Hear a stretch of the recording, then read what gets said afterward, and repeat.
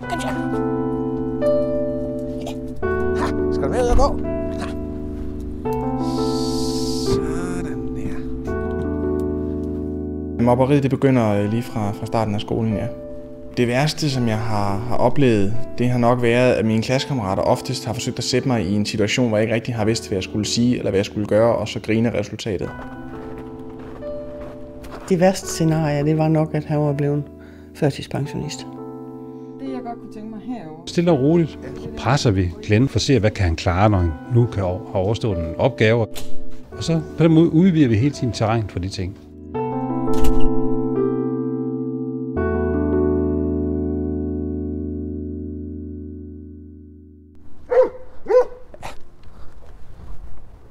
Se, Lucky, hvad jeg har.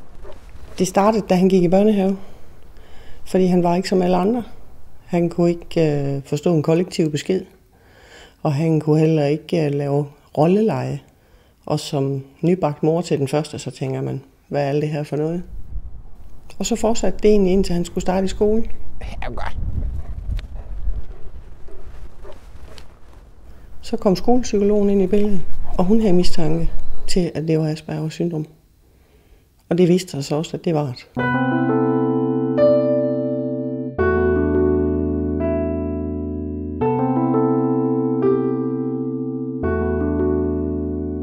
Min UU-vejleder havde sendt mig på teknisk skole, en skole, som jeg ikke har i sinde at vende tilbage til, fordi at undervisningsformen ganske enkelt ikke ud til mig overhovedet. Og der var jeg i mindre end et halvt år. Jeg sagde, det her, det går simpelthen ikke. Vi må gøre noget. Og så mentoren, han siger, jamen, jeg har hørt, at der kører et skoleforløb i Vejle. Noget inden for IT og Asperger. På Asplit, der var der et 4 ugers brobygningsforløb, hvor man ligesom kunne komme ned og smage på tingene. Og jeg havde fået blod på tanden efter bare 1 uge. Så jeg var klar. Ja, starter altid med OpenDatabasen. Så udfører du din SQL-streng. Det var en helt anden måde, undervisningen foregik på. Det var med tavleundervisning, og der var dejlig ro i klassen, fordi vi ikke var så mange. Og de lærere, der var, de var kompetente og vidste, hvad det handlede om. Jeg ser jo mange elever, der kommer til os, hvor de er meget, de går meget og er meget indesluttet, fordi de har haft en fortid i folkeskolen, som har været meget præget af mobning. Skal jeg markere en rektangel? Det gør også ved at markere et enkelt rektangel. Det der, ja. Okay. Og så går du op i select. De udvikler sig i forhold til, at de blomstrer op og bliver mere åbne. De bliver mere udadvendte. De bliver mere kontaktsøgende og villige til at indgå i dialog og i sociale sammenhæng, når vi har for eksempel bowling og fredagscafé. Så viser det sig rent faktisk, at de fungerer lige så godt som alle andre unge. Og så lukker vi databasen til sidst, efter vi har frigjort de ressourcer, der var. Ja, og det er det med, at vi skal huske at lukke databasen, før vi kan åbne den igen i en anden forbindelse. Ja.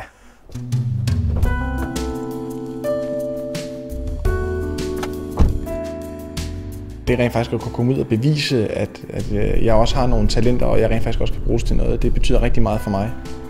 Det gør, at det er en fornøjelse hver morgen at stå op og gå på arbejde. Vi mødte Glenn for cirka 1,5 år siden. Der kom Glenn herop i praktik.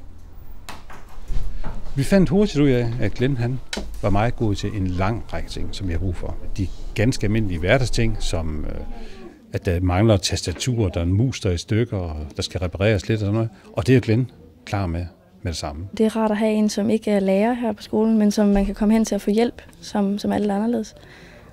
Som ikke nødvendigvis skal stå og lære en ting, men hjælpe en med det. Jeg synes, at Glenn han er en rigtig flink fyr. Han hjælper altid, når man spørger ham om IT, og han fikser det, der skal fikses, og han redder os tit. I praktikperioden har vi arbejdet meget med at få Glenn ud, kan man sige. Ud blandt kollegerne, det man har, ud blandt elever osv. Og det er et stort arbejde. For Asperger vil jo gerne gemme sig lidt, kan man sige. Og det vil Glenn også. Der, hvor jeg synes, det rykker for alvor med Glenn, det er, da vi begynder at tale om, at han har Asperger. Og tale om, hvad er det for nogle behov, der er, hvis man skal fungere på en arbejdsplads. Der synes jeg, vi får hul på bylden, og der begynder det faktisk at glide rigtig meget, også socialt. Det bedste ved min arbejdsplads, det er alle de rare mennesker, som jeg arbejder sammen med hver dag, fordi at, vi kan altid snakke sammen. Velbekomme. Og så synes jeg, det er nogle dejlige opgaver at rende og lave, som jeg også har ved siden af. Jamen, det gør der jo altid hernede af en eller anden årsag. Glenn har nogle specifikke behov, og det er, at der er en tydelig ramme, tingene er i. Og der blev vi enige om, hvordan laver vi den her ramme. Og i starten satte vi mange punkter på sammen. Og nu arbejder Glenn faktisk efter en kalender, hvor alle hans opgaver ligger i de tidsintervaller, vi har på skolen. Hvis du skriver dem ind nu, så går jeg bare ud og arbejder videre. Det er jo. IT er et område, der appellerer til Asperger, fordi at det er meget struktureret. Den måde, man arbejder på, den måde, man tænker på, er typisk i faste rammer og ikke så meget forskellige fra dag til dag. Glenns fremtid er sådan, at vi tilbyder Glenn en ansættelse nu her på skolen, hvor han blev fastansat som IT-medarbejder. Jamen, uden en IT-uddannelse fra Aspit, så havde jeg jo nok forsøgt selv muligvis at finde nogle forskellige computerværksteder, jeg muligvis kunne komme ind på, og ellers så havde det jo nok været en førtidspension.